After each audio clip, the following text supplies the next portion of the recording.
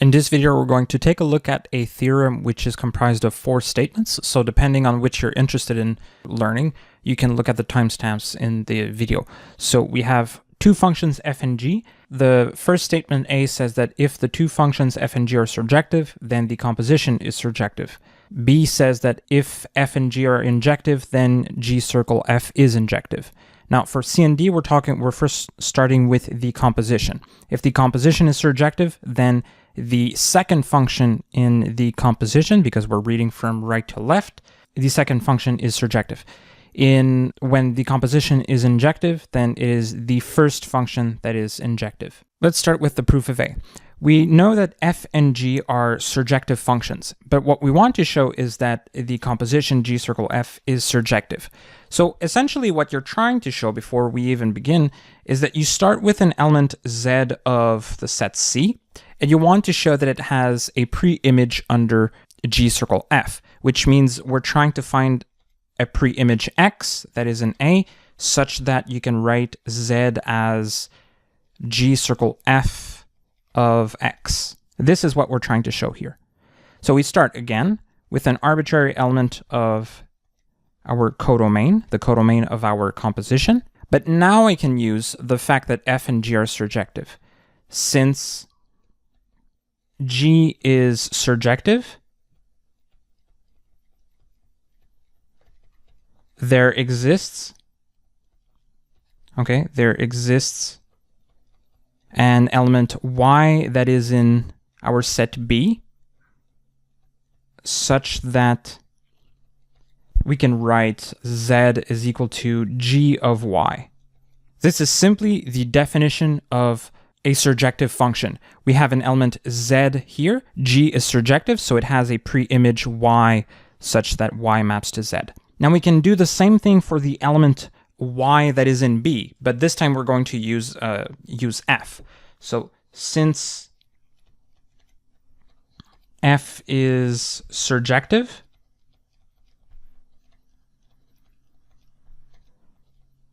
there exists an element x that is in A, such that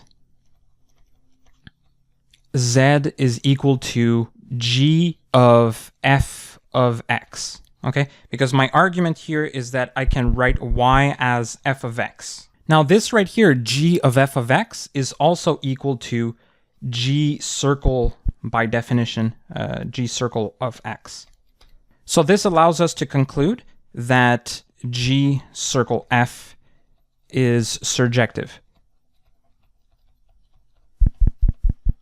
We started with an arbitrary element z that is in C, the codomain of our composition, and we showed that it has necessarily a pre-image under the composition. So this means that our composition is surjective. For B, this time f and g are injective. And what we want to show is that the composition g circle f is injective. And just as in A, we're not going to do anything unusual. We'll start with an element of the codomain of our composition, which has 2 pre-images, and we want to show that necessarily those 2 pre-images are in fact equal. So let x1 and x2 be elements of our domain, such that they are mapped to the same object. So this means that g circle f of x1 is equal to g circle f of x2. Now already there we can say something by definition, which will help us. By definition of composition, we have g of f of x1 is equal to g of f of x2. Simply by definition. Now, this is the part where we can use the injectivity of g and f. Because remember, injectivity says that if we have f of x1 is equal to f of x2, well, this implies that the 2 elements x1 and x2 are in fact equal. So we can use the fact that g is injective and that f is injective. So, and since g is injective, G is injective, we have that f of x1 is equal to f of x2. Okay, because we are using the element that is inside right here. You could treat this as y1 and y2, okay? So y1 would be equal to y2, which means that f of x1 is equal to f of x2. Now, since f is injective, we're using the same argument here. We have x1 is equal to x2. So we can conclude that the composition is injective. We started with an object right here of the codomain, which has two pre-images, and we showed that those two pre-images have to be equal. So we have at most, for every element of the codomain, we have at most one pre-image. For C, we're going to start with the composition. We say it is surjective, and what we want to show is that G is surjective. Now, here's what I don't want you to do. I don't want you to simply memorize that it is G that is surjective. It isn't a matter of memorizing whether it's G or F. It's a matter of understanding why it has to be G. With that said, let's go over the proof. Since we want to show that G is surjective, we start with an element, an arbitrary element of the codomain of G, not capital G, of the codomain is C, and we want to show that Z has a pre-image under G. It turns out that G circle F also has C as its codomain. So Z has a pre-image under the composition, which means that since G circle F is surjective, there exists an element X that is in A such that G circle F of X is equal to Z. Again, we can write this by definition. By definition, we have that G of f of x is equal to Z, okay, by definition of composition. Now again, don't forget, we're trying to find an element y that is in B such that G of y is equal to Z. But here we have it. It is f right here, f of x, because f of x is an element of the set B, so we can use this element. We can write y is equal to f of x. Therefore, we can write g of y is equal to z. So we found a pre-image, which is y, for our arbitrary element z, so we can conclude that G is surjective.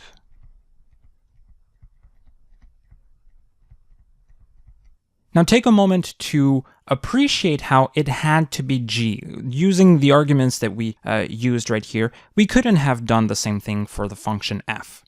The proof of D is probably the coolest one among all of those four statements, but what we're saying is that the composition is injective, and what we want to show is that f, our first function, is injective. Again, don't memorize this, try to understand it. Convince yourself that it has to be f when you're making a general statement. We want to show that f is injective, so we need to start with an element of the set B, which has two pre-images in A. So let x1 and x2 be elements of A, such that f of x1 is equal to f of x2. Now here we know that G circle F is injective. So somehow we need to get G circle F into the discussion. We have G of f of x1 is equal to G of f of x2.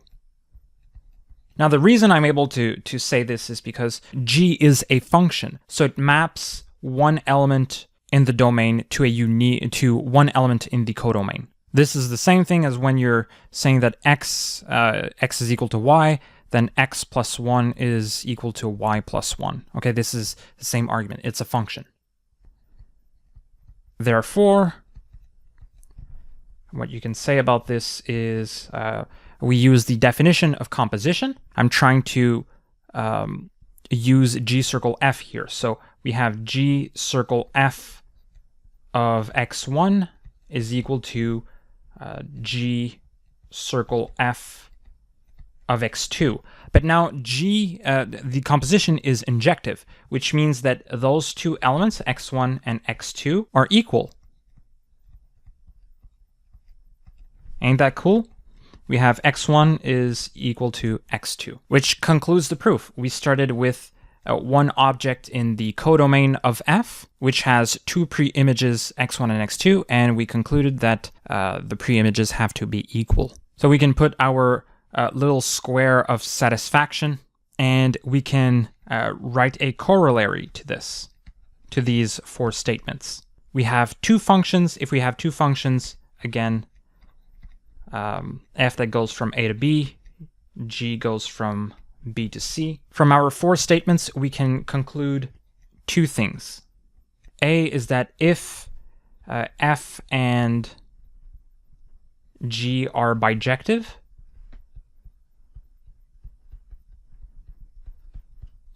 then this means that f and g are both surjective and injective, and we can combine a and b to conclude that G circle F is injective. Bijective. What am I saying here? Okay, so the composition is going to be bijective. Now, for B, our second statement is that if G circle F is bijective, we can use the two last statements of our theorem to conclude that G is surjective and F is injective.